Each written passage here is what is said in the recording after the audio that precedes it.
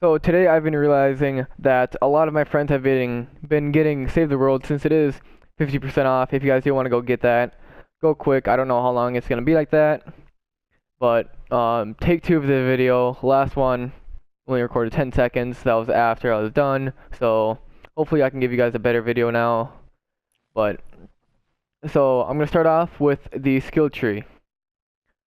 Um, so make your way through. There's gonna be a beginner's guide. If you guys can't tell by the title already. But so you get here, you can't. There's no choices really before this, but now you have a choice between this one and this one. Do either one of them. Get them both. These are the first two things that you should get, and then after that, choose one of them to go down or up. Go straight up or straight down, and then yeah, go straight up or straight down, and then get the EMT squad leader slot. Get party offense in this, and then go party fortitude, and then fire team alpha squad leader slots. That will allow you to get the leader for the survivor squads, which are the most important part for survivors. Obviously, the leader. And then next thing you want to do, you want to go from here. You want to go to the party resistance, probably building health, and then to this one. This isn't very important, but it lets you get to survivors as soon as possible. Once you get to a new skill tree, make sure that you are going towards the squares as much as possible. You don't really need to go towards the defenders like this. It's not really useful. Defenders kind of doo-doo, but just try to get to the squares with the survivors as much as possible. Get all your survivor squad slots. Same for the research tier.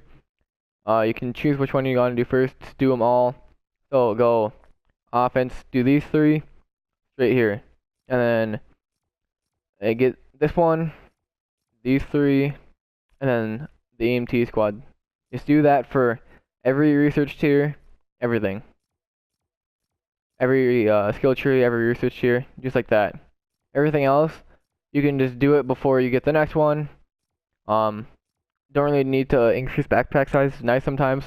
You do not need the dirt bike slot too at all. Just upgrade the party tag, offense, and the best ones to get with your research tiers are the see it says party offense, and then it says offense. It doesn't affect you at all, but it affects your teammates. So it basically boosts your teammates. So it makes your teammates better, but it keeps you going higher up. Like it lets you go higher up as well. So everyone gets +3. And then so that's skill trees. That's all I'm gonna explain to you. Event shop. Make sure you buy all of the pure drops of rain. You're gonna need those if you don't already. You're gonna need those a little bit later if you don't already. Buy all the resources. Buy legendary flux, pure drops of rain, #1 priority for sure. And then for the event shop, buy the survivor. Buy some of the schematics if you want. Do not get this guy. He's not very good. If you already have him, no big deal. He's just not very good. Not the best. So, and then out of the weekly items, from the daily quests, like daily tokens, I think they're called. Just spend them because there's no point not to. You can just regenerate them and just choose one. But I had so many that I could get both of them because I can. Actually, yeah, because I could. And then moving on to the armory, schematics. So traps are gonna be really, really nice, especially early game. Well, especially late game actually, but they're still really good at any point in the game. But just upgrade your legendary schematic as much as like it doesn't. At no point in the game are you going to need a any particular gun. You're never gonna need any particular. You might want it, but you never need it. And there are a lot of scammers out there, so I wouldn't recommend trading guns at all. Mats, it's a different story.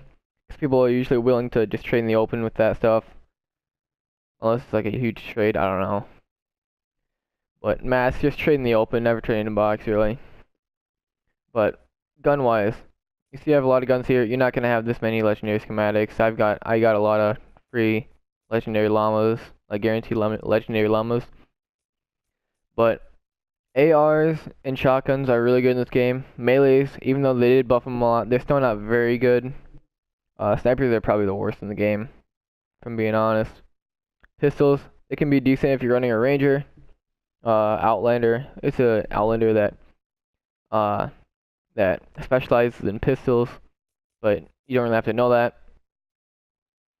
So just any type of gun, it'll be good. And then moving on to heroes, let's give a little rundown. So let's go constructors first. The constructors, I don't know if they all have a base. I believe they all have the base ability.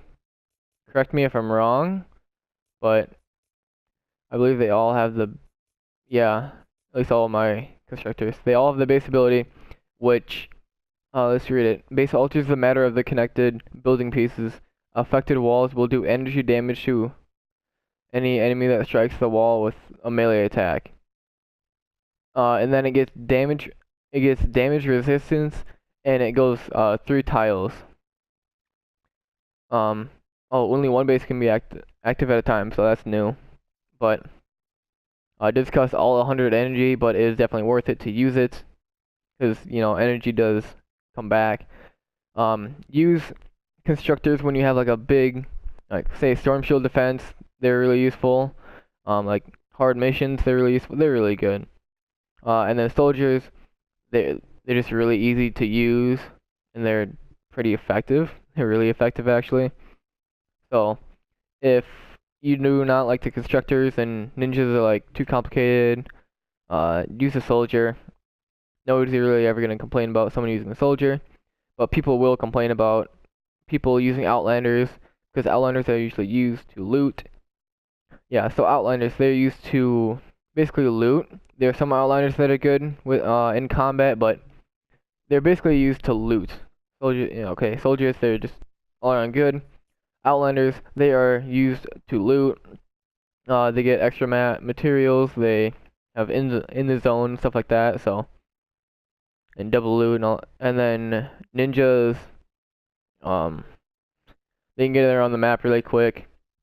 They run faster than every other called hero class type, whatever you want to call it. And then that's about it for the hero guide. Anything else? Defenders, doo-doo. Storage, you can access your storage from here. By the way, guys, massive giveaway. Make sure you subscribe and like the video if you want to be entered. And then, yeah. So heading over to squads. So as you see in like the top left-ish,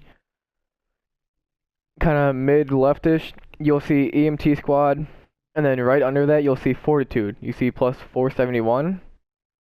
That's basically my points of health. Obviously I have like 50,000 about with my carb right now, but that upgrades your health. Fortitude upgrades your health, and then offense obviously increases your what's it called? The amount of damage you do with guns, basically. Guns and melees. Resistance increases your your shield. Your shield in a hero. See, I have about 15,000 shield and 50,000 health. Your shield regenerates after a little bit after not taking damage. Your health does not regenerate on its own. Well, actually it does. I believe up to 20 or 30%, but not all the way. Shield regenerates all the way. And then tech, it increases your ability damage and your trap damage and your gadget damage, which is basically, if I want to show you here, I have to go on a mission. I'll show you guys real quick. I'm not gonna go on the mission though. if you know what gadgets are and how to change them, I'll show you guys real quick. If we can get into a mission. So, as you see, right by the minigun of my soldier, you see the little turret there and the little health thing. So you go to select gadget, and then if you want to change any of them, you can go and you can choose which one you want to do. They did nerf stationary hover turrets 4 rounds per second. Oh, they nerfed them really hard. So it used to be 10 rounds per second, now it's 4. But they're still really good. They basically have aimbot for 30 seconds. And then Adrenaline Rush, I'd recommend running that because you can recover health. Either that or Airstrike. Those are probably the best ones to use. Supply Drop if you're just farming. Go right ahead. And then for your squad bonuses, just put something that helps you. I might make a video going more in depth about that and specific heroes, but if you guys did enjoy the video, make sure you subscribe, hit the like button, and leave a comment. And if you want to be in this large giveaway, make sure you go to my other video that I uploaded not too long ago, probably like maybe a couple hours ago, and leave a comment on that, subscribe, and like. I'm gonna be giving away 7 of these grave diggers, and then a bunch of these 82s. Most of them, except for like the super rare ones, like the frostbite, helium shot. I mean, I'm not saying it's rare, but I just want to use it. And then these Vindertech weapons and the Sunsetter, which is part of the scavenger set. But besides those, I will be giving away all my 82s. So yeah, that's about it for the video. Make sure you subscribe, and I'll see you guys later.